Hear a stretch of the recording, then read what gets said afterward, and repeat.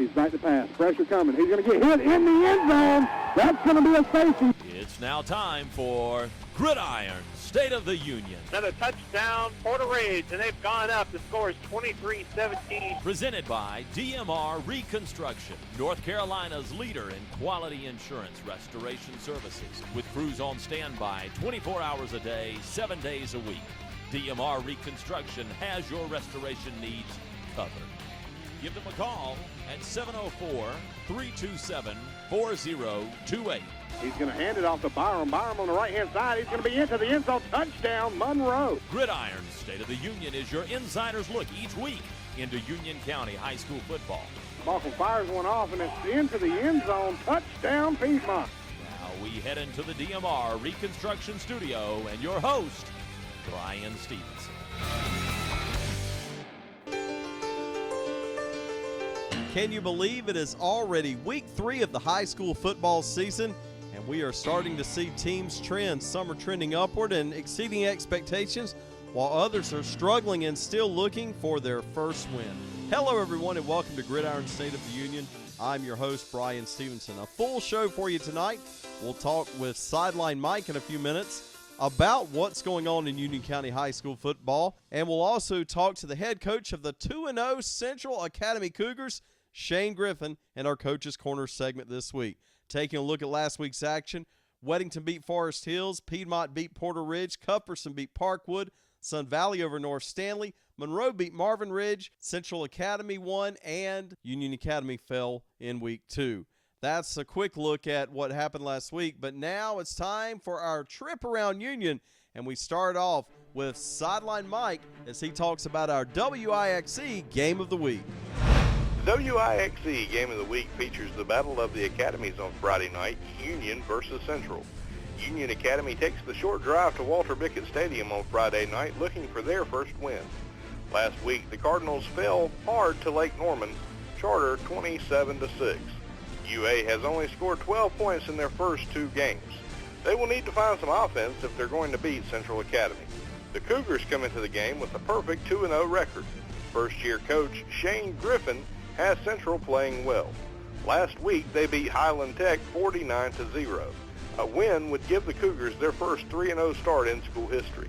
Tune in to see who wins this rivalry game on 11:90 a.m. WIXE Friday night, with the pregame show starting at 7 p.m. Next up, Marvin Ridge travels to Ardrey-Kell. The Mavericks are still in search of their first win. Last week, they lost to Monroe 36-14. Quarterback Austin Colonna threw for 275 yards and a touchdown that had 2 picks. Their opponent, Ardrey-Kell, is 1-1. Their loss came to Weddington in week 1. Now let's go to Derek Skinner. Sun Valley tries to get above 500 on Friday night when they travel to Rocky River. Last week, the Spartans defeated North Stanley 63-38. Freshman quarterback Sam Howe had a great night. He was 16 for 31 passing and 391 yards. 4 of those completions were for touchdowns, and he had no interceptions. Fabrice Funderburk ran for 172 yards and 3 scores. The Spartans' opponent, Rocky River, comes into the game with a 0-2 record. Next up, the border rivalry between Forest Hills and Central Pageland heats up again this Friday night in Marshville. Last week, the Jackets fell to Weddington 59-13.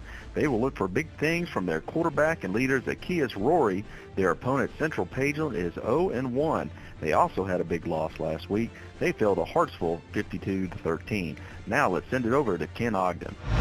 Parkwood and Piedmont renew their cross-county rivalry again Friday night in Unionville. The Panthers are 2-0 on the young season. If they get a win on Friday night, they will start 3-0 for the first time since the 2003-2004 season. The ground and pound offense continues to work for Coach Hyatt. Parkwood comes into Friday night with a 1-1 record. Last week, they fell to Cuthbertson 42-7. Coach Lynn Coble will have to find a way to stop the Panthers' run attack if they want to win on Friday. Next up, Pinecrest makes the long trip in from the Sandhills to take on Cuthbertson. The Cavaliers are 2-0, just like their opponents. The Patriots are also 2-0 as well.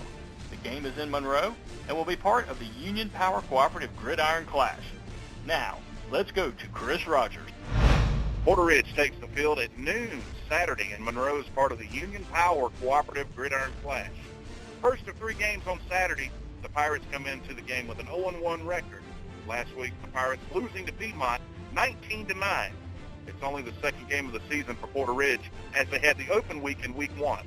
Their opponent this Saturday will be the South Mac Sabres. South Mac off to a 2-0 start with wins over Marvin Ridge and East Mac. The Pirates will have to figure out a way to shut down the South Mac offense if they want to pull their record to 500 at 1-1. Up next, Weddington tries to go 3-0 this week when they take on the Charlotte Christian Knights Saturday, 4 p.m. at Monroe High School.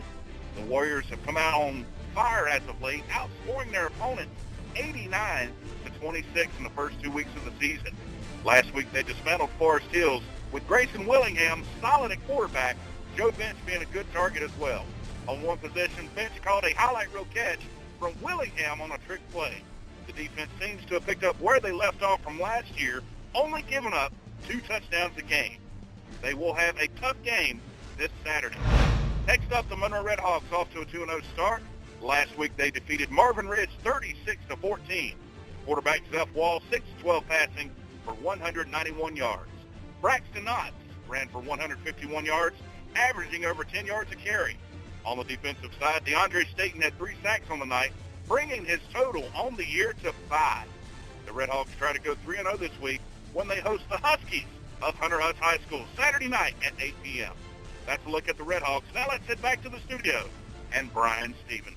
Thanks a lot, Chris. When we come back, Sideline Mike will join us, and we'll talk about the first 2 weeks of the high school football season. You're listening to Gridiron State of the Union on 1190 WIXC. Thank you for tuning in and listening to the Gridiron State of the Union, brought to you exclusively by DMR Reconstruction. Fire, water, wind, or mold damage, they are your go-to source. And if you're thinking about remodeling, from the tip top of the roof to the bottom of the foundation, they can handle it for you. Windows, doors, paint, floors, vinyl siding, they do it all at DMR Reconstruction. Stop by and visit their showroom on Highway 74 in Marshville, North Carolina. You'll be glad you did. 704-327-4028, 327-4028, and they hope you're enjoying the Gridiron State of the Union, brought to you by DMR Reconstruction. Welcome back to Gridiron State of the Union. Time now for our roundtable segment, and I'm joined by Sideline Mike. And Mike, can't believe it's already week 3, but teams already starting to really surprise us a little bit. Well, we've got a couple of teams that have kind of bounced back from some adversity.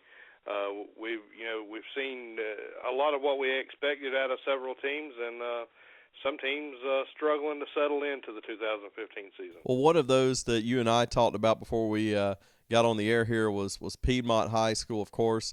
Luke Hyatt has come in, certainly had some adversity coming in to fill the shoes of Ron Massey, who passed away, but 2-0 for the Piedmont Panthers. 2-0 for Piedmont. They've got Parkwood coming up this week, and yeah, I mean, if anything, I have kind of been surprised by Piedmont's, kind of resiliency. They've been in some close ball games, against Porter Ridge as well as Hickory Ridge, and they've come out the victor both times. Things look to be on a pretty good track for the Panthers. This is a day and age where kids want to see, and fans too, they want to see excitement, instant success, throw the ball through the air. And, of course, they had that in their quarterback last year, but this is a totally different, disciplined, ground-and-pound offense that's not exciting but seems to be effective. Well, they're working together as a unit, and they've gone through a lot together, and that's what's propelling them. And will continue to just grow as the season progresses, I have a feeling. Well, that's another great tale, and another is Central Academy. Of course, that's part of our WIXC Game of the Week, and they're taking on Union Academy. 2 teams going in different directions here. Let's start off with Central Academy. Well, Coach Smith leaves late in the summer. Coach Griffin comes in. A lot of folks kind of scrambling, trying to figure out what was going on with the Central Academy football program. Now we're finding ourselves doing the same thing, but for different reasons, man. This is an opportunity for the Cougars to go 3-0 for the first time in school history, which is just phenomenal when you think about what they've been up against. They've got one of the best rushers in the county in Jack Hayda, And, they've just got a lot of great players over there at Central Academy. And, again, a lot like Piedmont, it's just a bunch of guys playing together all as one unit. Talk about them doing well, but then we look at Union Academy, and the story isn't as positive for them. They're still searching for a win. 12 points on the season so far. The offense is going to have to get in gear. And really and truly, things are not going to be any easier, Friday night against the Cougars. Union Academy has been in kind of a tailspin since Coach Hoover left several seasons ago, and they were kind of floundering before that. So it's been a long time for Union Academy, and they're still searching for answers over there. So we'll see. They didn't do too bad in the playoffs last year. They did make it in the 1A ranks. But, they're going to have to get things together and get it around quick because they have a big conference, and conference play will start soon for the Cardinals. Well, sometimes rivalry games seem to bring out the best in teams. We'll see if that can be the case for Union Academy this week, or if Central goes to 3-0 for the first time in school history. But nonetheless, we'll be there to cover it. Sideline Mike has the call, Shane Green and myself, and we'll look forward to that. Coming up next here on Gridiron State of the Union, the coach, Shane Griffin of the Central Academy Cougars, right after this. This quick break in the action is brought to you by DMR Reconstruction, the exclusive sponsor of the Gridiron State of the Union. One of these days, you're going to want to do home improvement. New windows, new doors. Maybe you got hardwood floors you want to refinish, or you need new carpet or flooring. DMR Reconstruction is your go-to source. They also specialize in fire, water, wind, and mold damage restoration. They'll even help you deal with the insurance companies. Visit the showroom in Marshville, North Carolina, or give them a call at 704-327-4028. 24/7 for emergencies, 327-4028. Let them know you heard about them here on Wixie. And now back to more of the Gridiron State of the Union, brought to you by DMR Reconstruction. Welcome back to Gridiron State of the Union, and it's now my pleasure to welcome in the Central Academy Cougars coach, Shane Griffin. And Shane, you come into this thing 2-0. Congratulations, and tell me about the play your guys have had so far. The kids respond very well so far this season. We're still continuing to, build upon the offensive and defensive schemes that we're working on as a coaching staff. And I talk about adversity, and, adversity was here this summer for these kids, and, me not getting to start till August 4th. We were behind a little bit, a lot. Well, and talk about that, because everybody's been working all year long. You come right into a situation. I know you're excited to be the head coach, but at the same time, you guys really were behind the 8 ball. Yes, sir. Yes, sir. It was one of the deals where I came in, didn't know exactly what I was getting myself into, to be honest with you, but it really is a great situation for me and these kids. I was here 3 years ago on the staff, and I left.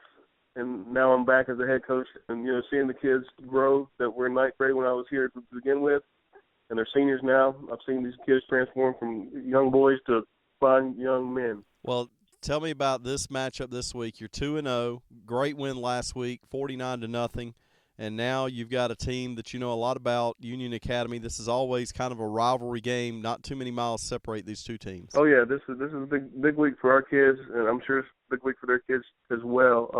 Our kids are jacked up to play. We've had a great 2 days of practice. I feel like the install this week is going very, very well, and the kids are responding, and they've been very, very focused. And it's just a big game for the school community, for everybody involved. Thanks a lot to Coach Shane Griffin, our Coach's Corner guest this week. Time for Extra Points. In my Extra Points tonight, a statistic courtesy of Doug Jones, the Union County Athletic Director. Of the 10 largest school districts in North Carolina, Union County Public Schools has the highest graduation rate with 93%. The North Carolina average is 85.4.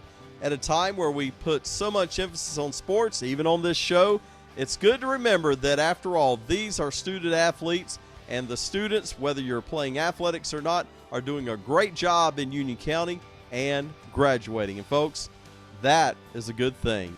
With that, we are all out of time. Special thanks to DMR Reconstruction for sponsoring us each and every week. And thank you, the listener, for listening. We have examined the state of our union, and I can report it is good. Good night, everybody.